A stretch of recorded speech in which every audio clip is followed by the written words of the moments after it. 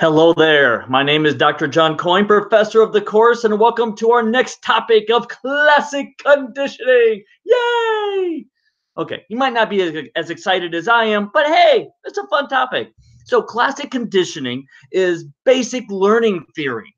Okay, it is the idea that you can have multiple stimuli and you can associate between the two in such a way that allows you to anticipate future events.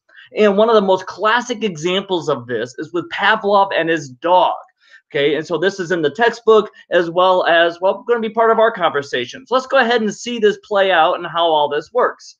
And so here's how this is going to work for us here. So what we have with classic conditioning is the idea of learning. That's the whole premise of this. And this learning means a relatively permanent behavior change due to experience. So the idea is that you had some experience and you have a permanent behavior change. So you learn something. And this is a little different than having just memorized it for simple recall. This is about a behavior that's within it. And then, so that's the idea of learning. With classical conditioning, that learning, that changed behavior due to experience, is the association of two stimuli to anticipate events. Okay, and we get this all the time, even sometimes today. If you will, the commercial for Axe body spray that says, hey, if you spray this all over, guys, if you spray this all over, women will come from miles just to smell ya. And then guys go out and they buy Axe body spray.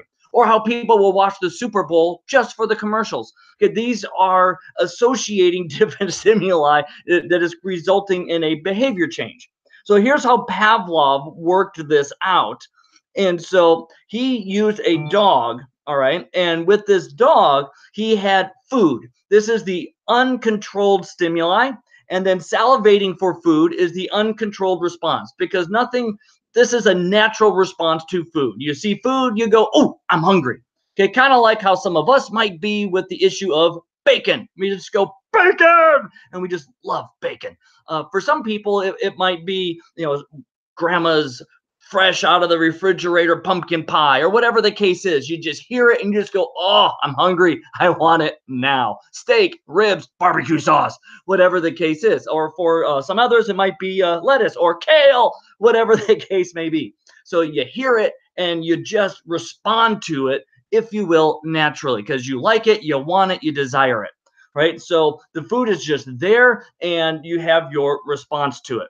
Then he rang a bell. And this bell, because it creates no response, is called a neutral stimuli. Okay, so it just doesn't really do anything at this point.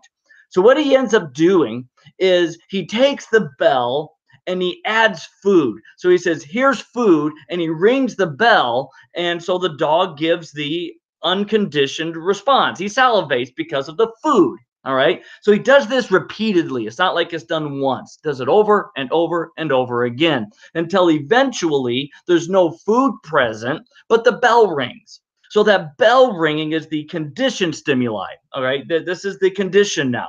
So he rings the bell as the conditioned stimulus, and then the dog salivates, going, ooh, ooh, ooh. I'm anticipating that when I hear the bell, food comes. It's kind of like how kids might come when you yell, kids, dinner, or ring a dinner bell, or whatever the case may be. Or if you're watching a new movie, let's say this December, Star Wars 9, and you see the last trailer, the trailer ends, the theater goes black, everybody gets excited. Woohoo! Why? We're anticipating the movie's coming. Okay, so it's that type of idea. Real simple, real basic stuff, all right? So real basic stuff here.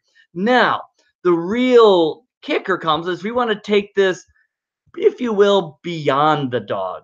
Let's take this beyond the dog here, and let's see what beyond takes place here with this issue. So because the textbook kind of, in a sense, stops there, and I want to take it a couple steps further for you. There are other steps within this research that took place, right? So for example, there is what's called acquisition. So Pavlov called acquisition the initial stage, if you will, linking the objects together. So when you got the neutral stimuli and the uncontrolled stimulus are just presented together, you don't get the reaction yet.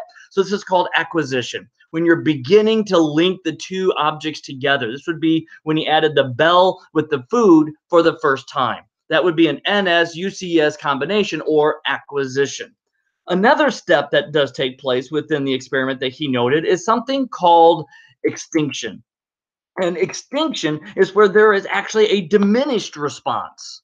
Okay, a diminished response. This is where after a while he rings the bell and the dog doesn't salivate because the dog has, in a sense, learning that food does not always appear with the bell. Because to know that it's working is you ring the bell, the dog salivates, and you don't give food. And then you ring the bell again, and the dog salivates. And again, you don't give food. So eventually you might get an extinction event where there's a diminished response or a diminished reaction to this. So the third one then is spontaneous recovery, where it was diminished, but it wasn't fully extinct. It wasn't fully eliminated. Suddenly you ring the bell and poof, it's back. And the response shows up again. And it's like, oh, look, the dog's salivating again. And I did not reacquisition it. I did not recombine the bell with the food. And so this shows that it was not an eliminated response. It was simply a suppressed response. And there can be spontaneous recovery. And then the last one is generalization. And generalization is where the dog might mistake, if you will, or associate a similar sound to the initial sound. So it's the same response to something similar. So for example, you ring the bell, dog salivates. The phone rings, dog salivates. You did not ring the bell, but a phone rang, which has a similar type sound, resulting in a same response as if it was the initial sound to begin with. So that's the generalization. Now, I would like to take this into even a more different direction than all of this. How does this work in absolute real life? And I know this is real life, and I get that. That is an experiment. It is conditioning. You can see it. Big Bang Theory did a great episode of Sheldon using conditioning on Penny. So if you watch Big Bang Theory, that would be a fun episode to look for. It was a few seasons ago.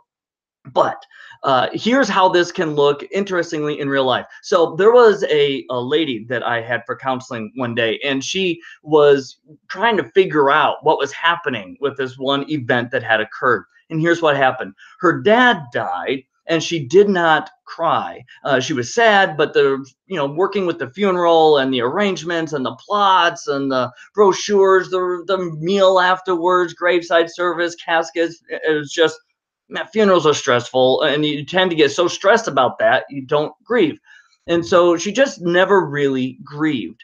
And like months went by. And when I mean months, I don't mean 1 or 2. I'm talking 8, 9 months, almost a year goes by. All right. So she goes to a Michigan Renaissance Festival there by Holly, Michigan.